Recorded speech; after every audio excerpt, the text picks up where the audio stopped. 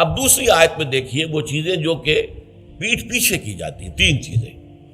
یا ایھا الذین آمنوا اجتنبوا کثیرا من الظن، اے ایمان والو زیادہ ظن سے بچو.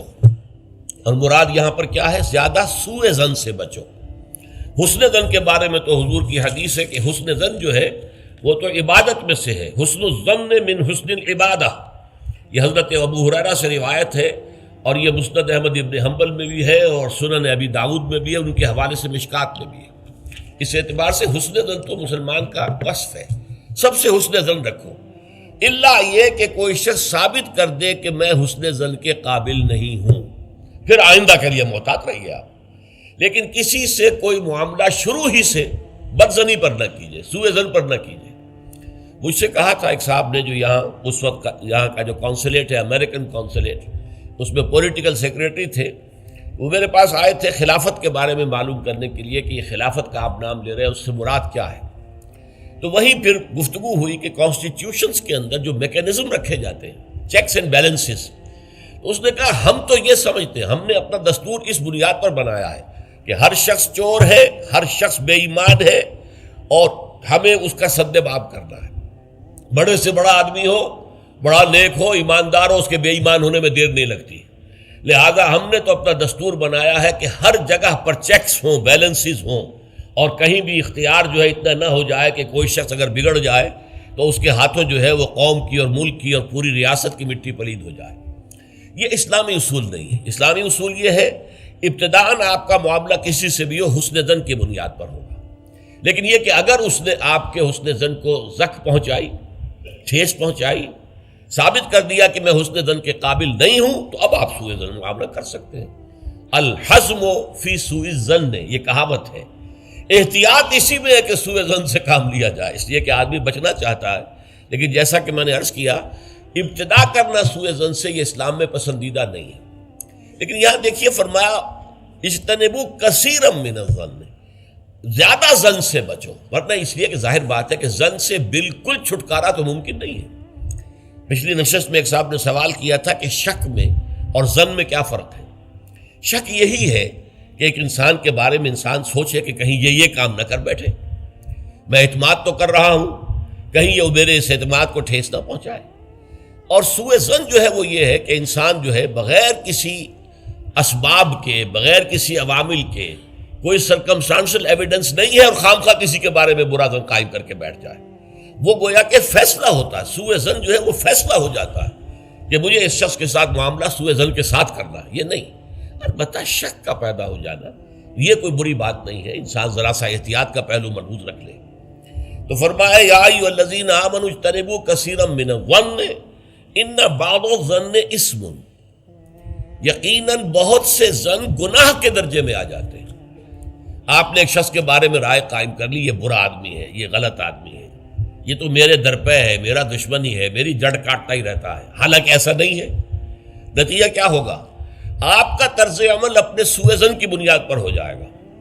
ہر وقت جو ہے آپ کے طرز عمل سے ظاہر ہوگا وہ سارا آپ کے اندر جو بھرا ہوا مواد ہے، اور اس سے ہو سکتا ہے دوسرے شخص کی خامخواہ دل شکنی ہو، اس کے احساسات مجروح ہوں، اور تمہارے حصے میں اللہ کی طرف سے، اللہ کی جانب سے اعمال نامے میں گناہ کا اندراج ہو جائے. ایک شخص کے خلاف خواہ اس نے سوء ظن کیا جبکہ اس کے لیے کوئی آثار نہیں تھے، اس کے لیے کوئی بنیاد نہیں تھی. تو ان بعض الظن اثم، بعض ظن جو ہے وہ تو گناہ کے درجے کو پہنچ جاتے ہیں. نمبر 2 بات جس سے روکا گیا اس آیت میں، ولا تجسسوا، تجسس نہ کرو. اب تجسس کیا ہے؟ چھان بین کرنا، تفتیش کرنا. ظاہر بات ہے کہ بعض معاملات میں تو یہ ہماری ضرورت ہے. تجسس سے تو ظاہر بات ہے کہ کوئی چارہ کار ہی نہیں ہے. آخر مجرموں کی تفتیش ہوتی ہے تو تجسس اس میں ہوتا ہے. ایک دوسرے کے ملک کی جاسوسی ہوتی ہے، وہ بھی در حقیقت اپنی حفاظت کے لیے ہوتی ہے کہ وہاں کیا کچھ تیاریاں ہو رہی ہیں تاکہ ہم کو بندوبست کر سکیں اس کے توڑ کا. تو تجسس ہر حال میں برا نہیں ہے. اسی طرح ایک بہت بڑا اخلاقی مسئلہ پیدا ہو گیا تھا جب جمع حدیث کا معاملہ شروع ہوا ہے. آپ کو معلوم ہے کہ حضور نے اپنے حیات طیبہ کے دوران تو احادیث کو لکھنے سے روک دیا تھا. آپ کا حکم تھا لا تکتبوا عنی الا القرآن، مجھ سے کوئی شے نہ لکھو سوائے قرآن کے، اس لیے کہ اندیشہ تھا کہ گڑبڑ نہ ہو جائے کہیں. جیسے کہ آپ کو معلوم ہے کہ انجیل میں حضرت مسیح کا کلام، حضرت مسیح کی سیرت اور انجیل جو حضرت مسیح پر نازل، سب گڑبڑ ہے آپس میں.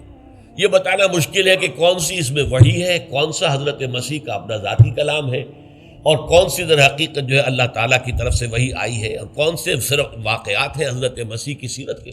مشکل ہے. یہی کام ہو سکتا تھا اگر ان چیزوں کو گڑبڑ کر دیا جاتا ہے.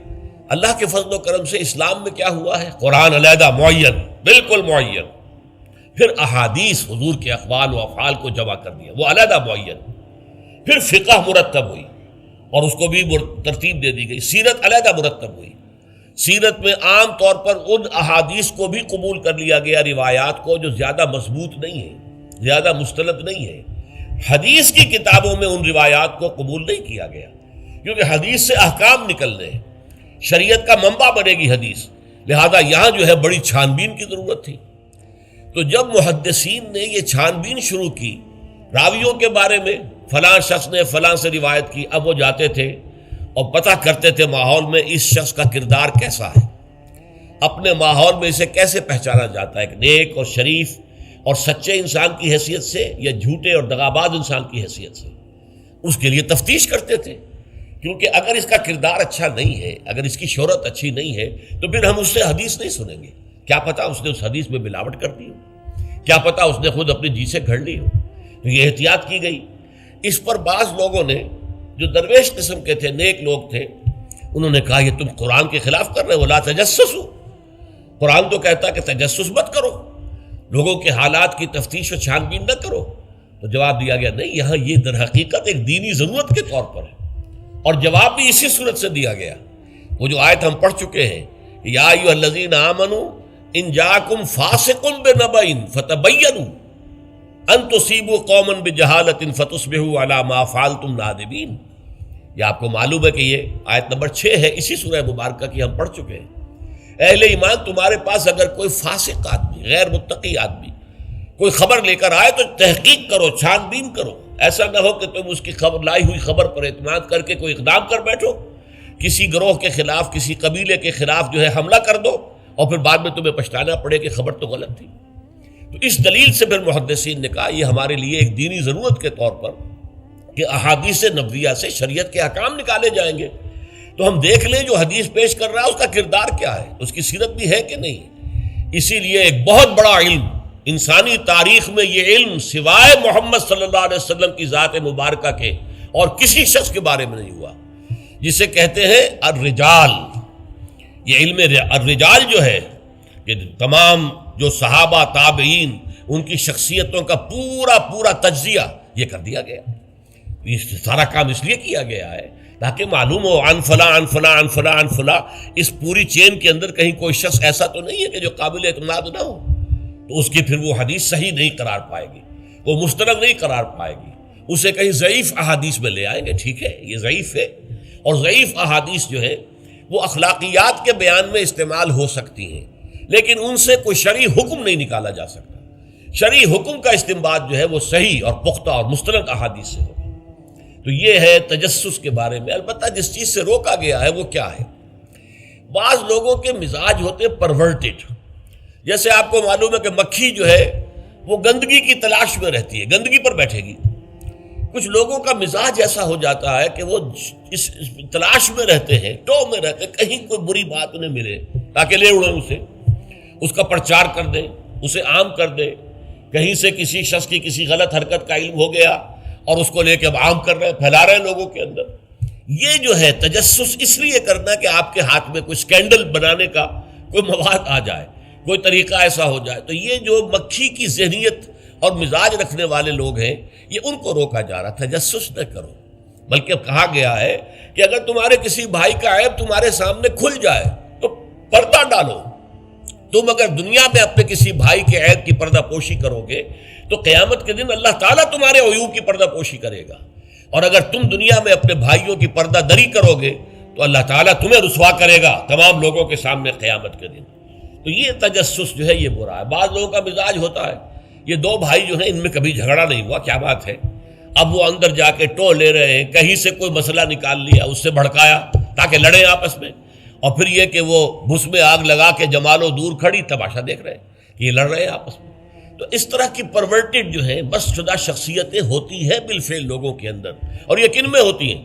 جن کے سامنے زندگی کا کوئی اعلیٰ نصب العین ہے ہی نہیں، کوئی اونچا آدرش ہے ہی نہیں، کوئی ہائی آئیڈیل ہے ہی نہیں۔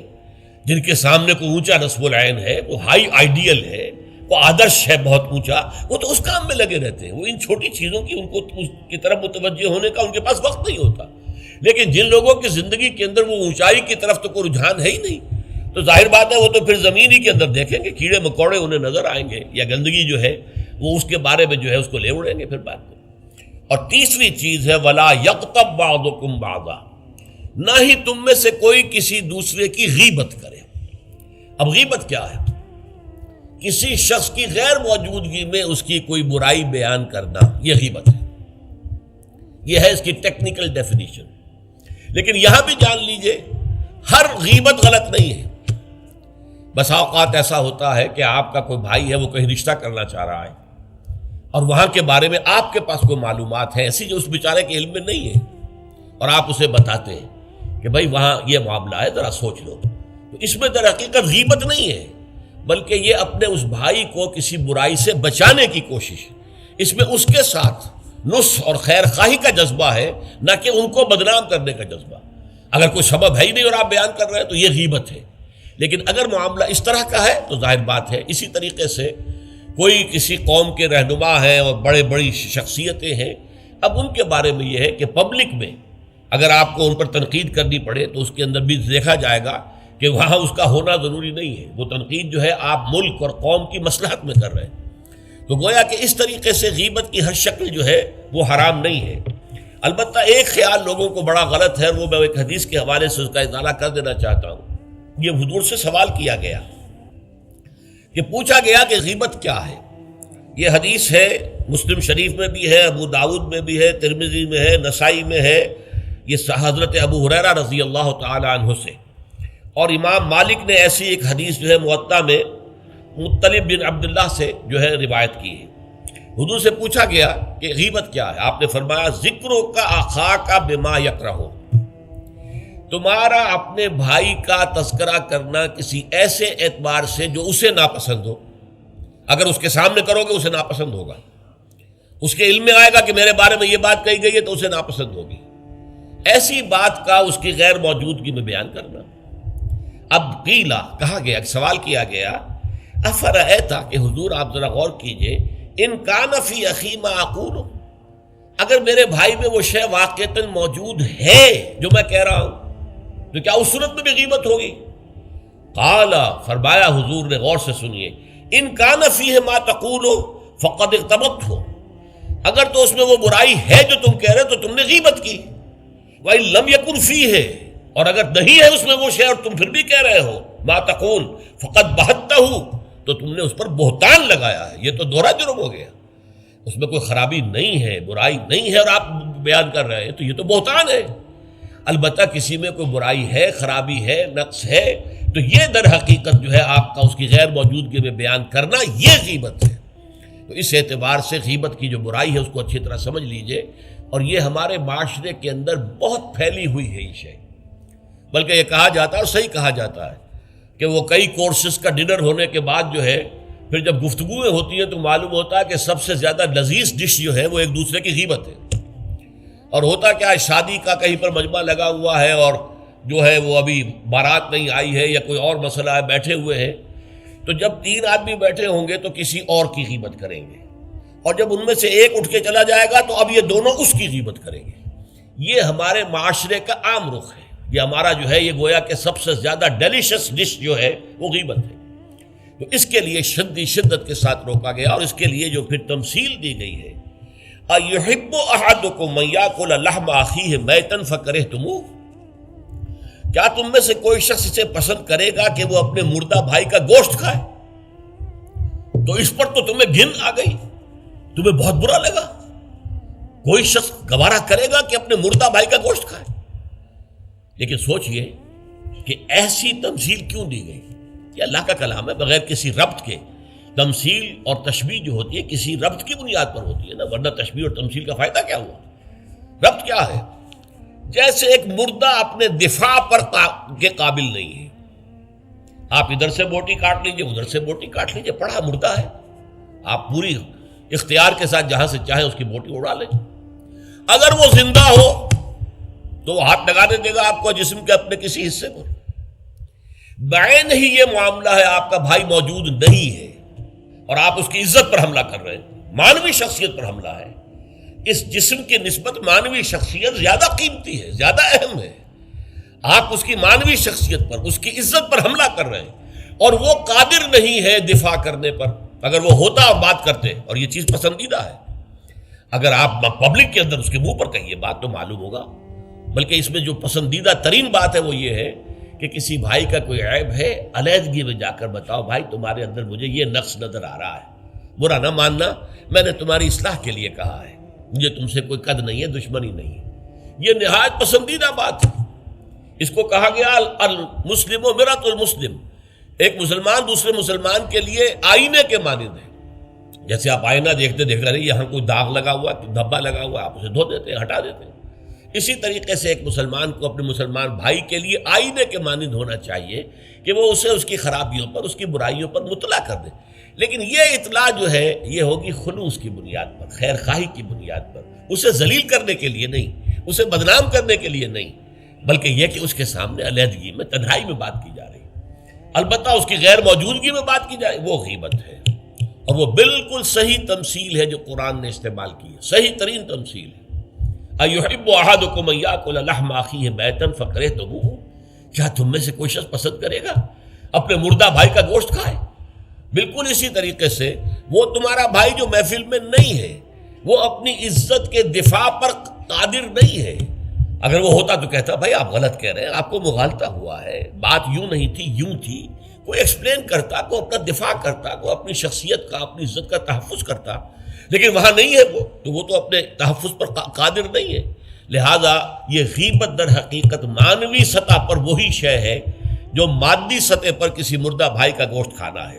فَكَرِهْتُمُوهُ، یہ تو تمہیں بہت برا لگا یہ بات۔ بلکہ اکثر لوگ کہیں گے کہ ایسی مثالیں جو ہیں، کیا ماذا اراد اللہ بہذا مسئلہ، ایسی تمثیل دینا، کہیں گدھے کی تمثیل دی گئی ہے قرآن مجید میں، وہ یہودی جن کے اوپر تورات کا تو بار تو لدا ہوا ہے، تورات پر عمل نہیں کرتے، تو ان کی مثال کیا ہے؟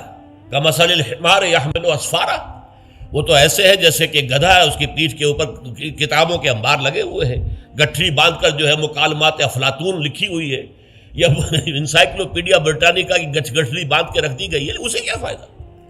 اسی طرح سورہ اعراف میں کتے کی مثال دی گئی ہے، کہیں مچھر کی مثال دی گئی ہے، کہیں بکری کی مثال دی گئی ہے۔ تو مثالیں جو ہوتی ہیں وہ مانوی ربط کے اعتبار سے ہوتی ہیں، یہ نہیں دیکھا جاتا کس چیز کی مثال دی جا رہی ہے، جس چیز کے لیے مثال دی جا رہی ہے، مشبہ لہو اور مشبہ بہی، کس چیز کے ساتھ تشبیہ دی جا رہی ہے، کس لیے دی جا رہی ہے۔ اَيُحِبُّ أَحَدُكُمْ أَن يَأْكُلَ لَحْمَ أَخِيهِ مَيْتًا فَكَرِهْتُمُوهُ وَاتَّقُوا اللَّهَ، اللہ کا تقوی اختیار کرو، اس لیے کہ سارے احکام کی روح جو ہے وہ تقوی ہے۔ احکام دھرے رہ جائیں گے، رکھے رہ جائیں گے، کتابوں میں لکھے رہ جائیں گے، اگر اپنے اندر تقوی نہیں ہے، برائی سے بچنے کا ارادہ نہیں ہے، اللہ کے عذاب سے بچنے کا مستقل پختہ مصمم ارادہ نہیں ہے، تو کوئی فائدہ نہیں ان چیزوں کا، بھینس کے آگے بین بجانا ہو جائے گا۔ واتقوا اللہ ان اللہ تواب الرحیم، اللہ کا تقوی اختیار کرو، اور دیکھو اللہ بہت توبہ کا قبول کرنے والا ہے اور بہت رحم فرمانے والا ہے۔ تو دیکھو اگر تمہارے سے یہ خطائیں ہو رہی ہیں، تمہاری شخصیت کے اندر اگر یہ خرابیاں ہیں، تم ان برائیوں کے عادی ہو، تو ان سے اپنے آپ کو پاک کرو، صاف کرو، توبہ کرو، اور اس میں امید دلا دی کہ اللہ تعالیٰ بہت توبہ کو قبول فرمانے والا اور رحم فرمانے والا ہے۔